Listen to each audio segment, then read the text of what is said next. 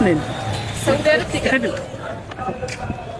আপু কোন রাষ্ট্র থেকে আসলেন আপনি? আমি সৌদি আরব থেকে আসছি। সৌদি আরবের বর্তমান অবস্থা কেমন?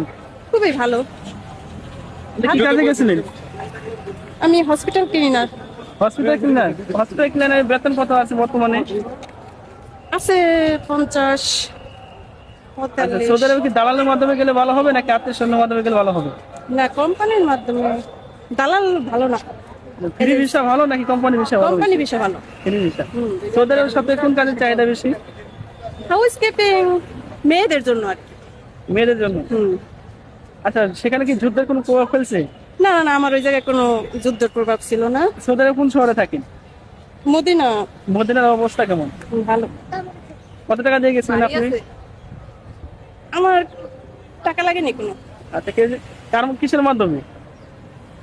আছে আমার আত্মীয় স্বজনের মাধ্যমে। আত্মীয় স্বজনের মাধ্যমে টাকা লাগে না আর কি।